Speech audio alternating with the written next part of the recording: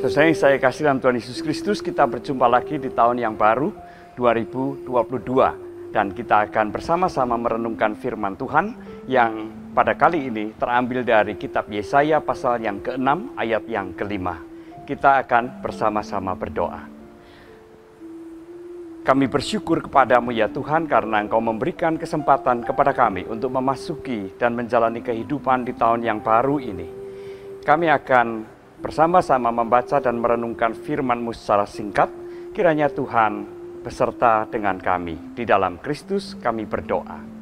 Amin. Saya akan membacakan Yesaya pasal yang ke-6 ayat yang ke-5 yang berbunyi demikian. Lalu kataku, celakalah aku binasa, sebab aku ini seorang yang najis bibir, dan aku tinggal di tengah-tengah bangsa yang najis bibir. Namun mataku telah melihat Sang Raja, yakni Tuhan semesta alam. Sesuai yang saya kasih dalam Tuhan Yesus Kristus, siapakah aku? Itu merupakan satu pertanyaan yang sangat mendasar sebenarnya. Karena dengan memahami siapakah diri kita, maka kita juga akan memahami kehadiran dan keberadaan kita di dalam dunia ini. Siapakah aku sehingga mendapatkan kesempatan untuk masuk di tahun yang baru ini? Sesuai yang terkasih di dalam Tuhan Yesus Kristus, sama seperti Yesaya, kita sesungguhnya juga adalah orang-orang yang berdosa. Seperti Yesaya, ia merasa bahwa dirinya adalah orang yang najis bibirnya, najis kehidupannya, dan hidup di tengah-tengah bangsa yang juga sama najisnya.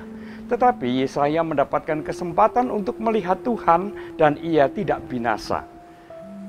Dalam keyakinan bangsa Israel, manusia tidak mungkin dan tidak boleh melihat Allah dengan mata jasmaninya.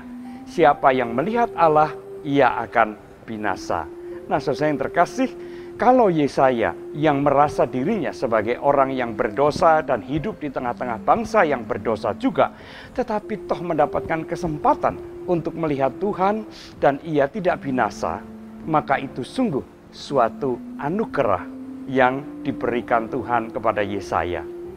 Kita adalah juga orang-orang yang berdosa, tetapi kita patut bersyukur kepada Tuhan karena sekalipun kita adalah orang-orang yang berdosa, tetapi kita kembali mendapatkan kesempatan untuk memasuki tahun yang baru, menjalani kehidupan di tahun 2022 ini.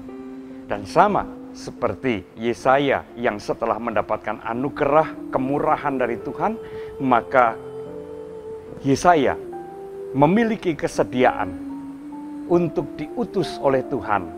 Kita kenal dengan ayat yang terkenal, inilah aku, utuslah aku. Demikian juga kita semua, orang-orang yang telah menerima anugerah dari Tuhan itu, kiranya kita juga menjadi utusan-utusan Allah di tengah-tengah dunia ini, yang menyaksikan, yang mewujudkan dan menyatakan perbuatan-perbuatan Tuhan di dalam kehidupan kita, maupun juga di tengah-tengah dunia ini.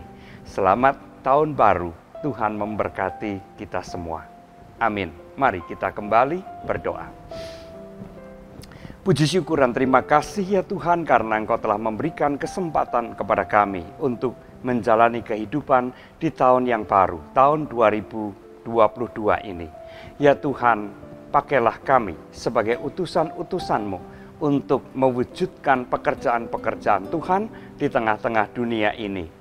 Terima kasih ya Tuhan, di dalam Kristus kami berdoa. Amin.